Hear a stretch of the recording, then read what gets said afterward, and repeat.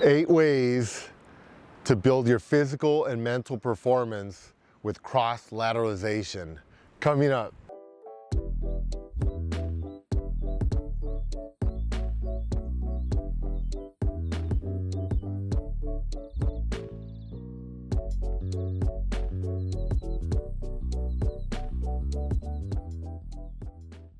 Hi everyone, this is Dr. Ernesto from AttaboyCowboy, and this channel we give you health and wealth tips to help you be more successful. Now today I'm up in Coos Bay, Oregon, visiting some cousins, and I wanted to share this killer view with you. I tell you about one of my favorite techniques that I use with adults and children for building mental and physical performance. Now I've been doing this for over 20 years and I've had awesome results. I really like it. I learned early on when I was working the school system for 8 years. I worked with a lot of kids that had learning disabilities. And I had to figure out how to get these guys to be more successful, but do cool stuff, right? So with my background in neurology, I started researching and I found some really cool techniques. I'm gonna share these with you today. One thing that I focus on is cross-lateralization. Now what is that? So I'm right-handed. So everything I do, I write, I eat, I brush my teeth, my right. I'm using the left side of your brain. So your brain has two halves, like a walnut, and they crisscross. So the left side of your brain controls everything on the right side, and the right side of your brain controls everything on the left side. So think of yourself as like a one-cylinder engine if you're only using one side of your body. So the way you can boost yourself up is become a two-cylinder engine. You use both sides. So the way you do that is you have to do activities where you're crossing midline, which is the middle of your body, and doing what's called bilateral coordination, using both your hands to do something at the same time. That's going to cause more connections to grow between both sides of the brain.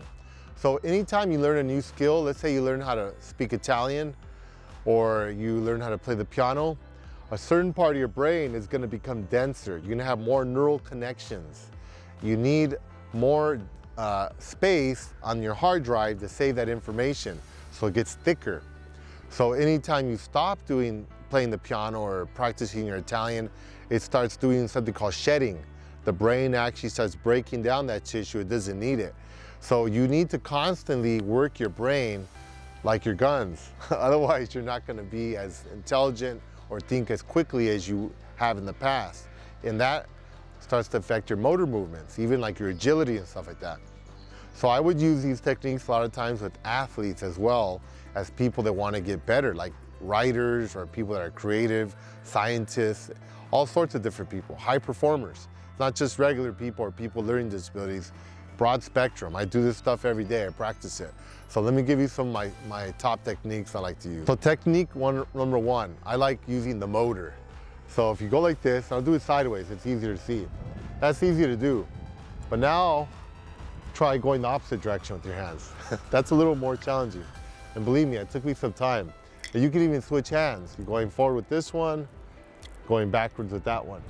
So you go opposite directions with your hands. That takes some work, but that's good for you. Again, it's gonna cause both sides of your brain to work together in bilateral coordination. The second one is hand flips. So you go like this, and then you do one at twice the speed. Now you can make it a little fast, a little more difficult, and you're crossing midline by crossing your hands like this, and then you go like that. You're flipping your hands, and you're always doing one at twice the speed. So this is really good for, again, crossing midline and making both sides of your brain to coordinate. Tip number three, now I learned this one in a program called Brain Gym. I really like this program. This is one of the techniques they taught me. So you put your hands together and you make an infinity loop like they do in mathematics. And basically you're doing bilateral coordination. It helps calm your body.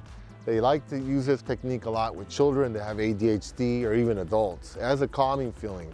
I'm doing it right now and it feels pretty good. It feels like I'm chilling out.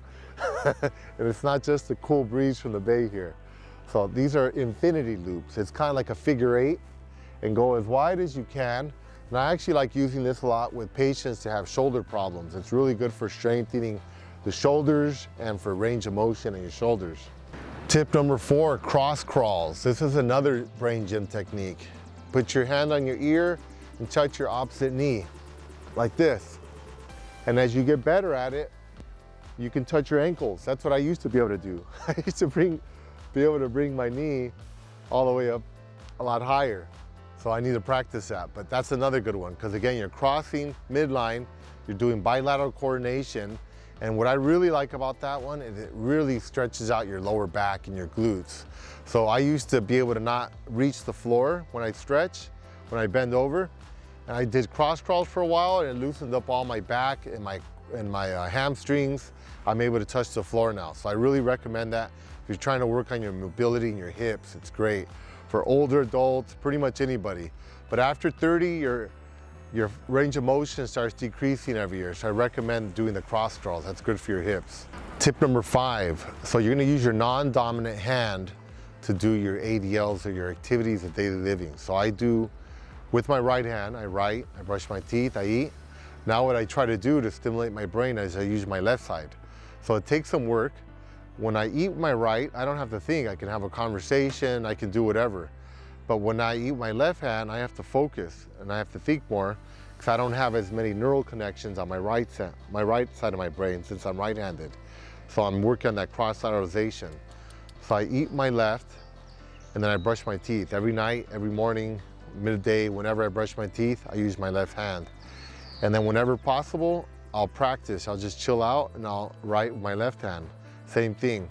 And if you can, when you're doing these activities like writing, cross midline. Put the notepad over here on your right side and write with your left hand. That's even better, because then you're crossing midline. So try to cross your midline as much as you can in all these activities.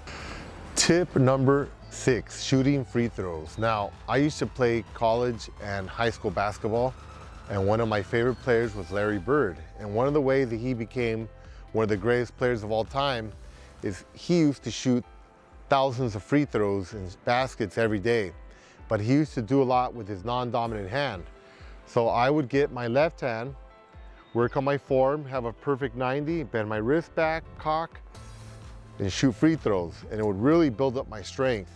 And then when I brought over my dominant hand, which is much easier for me to use, it was much easier for me to shoot. So if you're into basketball or any kind of sport really, you want to build your accuracy, I recommend practicing doing the sport with your non-dominant hand and then using your dominant hand with both hands. That's going to make it a lot easier. It seems a lot easier. Just try it for a few minutes and you'll see a big difference. It gets a lot easier when you're only shooting with your left.